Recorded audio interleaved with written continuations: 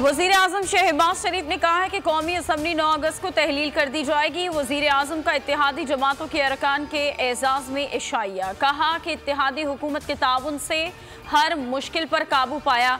IMF से मुआहिदा आसान नहीं था, ये पुलिस रात भी अबूर किया। आइंदा चंद रोज में हमारी हुकूमत खत्म। कोशिश है कि सबके लिए काबिल कबूल निगरान सेटअप तश्कील दिया जाए। शहरियार आफरीदी जेल से रिहा होते ही दोबारा गिरफ्तार। अदालत ने नजरबंदी गैर कानूनी करार देते हुए रिहाई का हुक्म दे दिया था। शहरियार आफरीदी की भावलपुर में गदम चोरी मुकदमे में भी हिफाजती जमानत मंजूर की थी। लाहौर की अदालत ने मियां महमूद रशीद और एजाज चौधरी के जुडिशल रिमांड में 17 अगस्त तक तौसी कर दी। फवाद चौधरी के खिलाफ तौहीन इलेक्शन कमीशन का केस। इलेक्शन कमीशन ने तौहीन केस में फवाद चौधरी की तहरीरी मुआफ़ी को मुस्तरद कर दिया। हुक्मनामे में कहा गया कि फवाद के मुआफ़ी नामे का जायज़ा लिया। इससे ऐसा जाहिर नहीं होता कि उनको अपने बयानात पर अफसोस है। फवाद चौधरी के बयानात संगीन है, महज लफ्ज़ी मुआफ़ी काफ़ी नहीं, मामले की संगीनी ख़त्म नहीं हो सकती। वाइस चांसलर इस्लामी यूनिवर्सिटी ने सेनेट की कायमा कमेटी के सामने यूनिवर्सिटी में ड्रग्स की फरोख्त और वीडियो स्कैंडल्स का एतराफ़ कर लिया।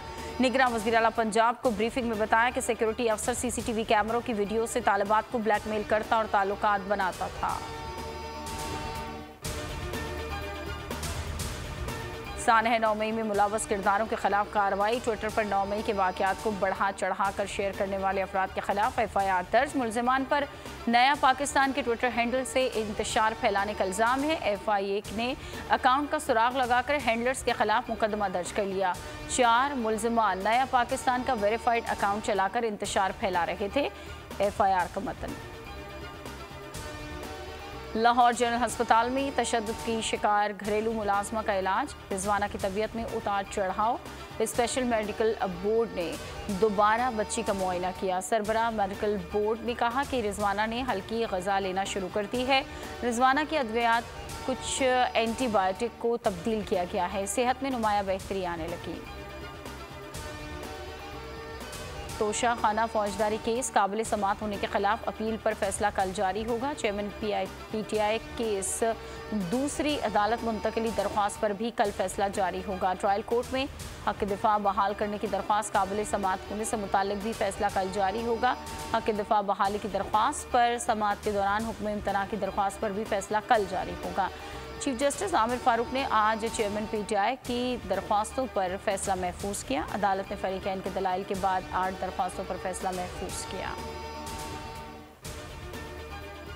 तशद्दुद का शिकार बच्ची रिजवाना की आदत के बाद मरीम नवाज की मीडिया से गुफ्तगू। कहा कि अगली नस्ल की हिफाजत हमारी जिम्मेदारी है। रिजवाना के मामले पर बहुत दुख हुआ और तकलीफ हुई। रिजवाना जैसे ना जाने कितने केसेस खौफ और डर के बायस खामोश करा दिए जाते हैं। कोई कितना ही ताकतवर क्यों ना हो, उसे कानून के दायरे में लाया जाए।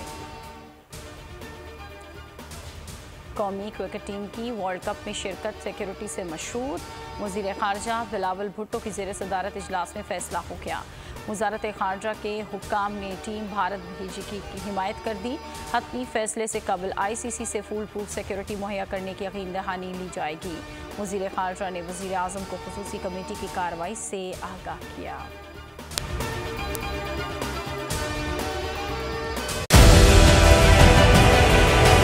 डिजिटल लोन स्कैम, आवाम को कर्जों के जाल में फंसाकर लूटने वाले भेड़िए बेनकाब। बोल की काविशें बाराबर साबित हो गईं। ऑनलाइन कर्ज माफिया के गिर्द घेरा तंग हो गया है।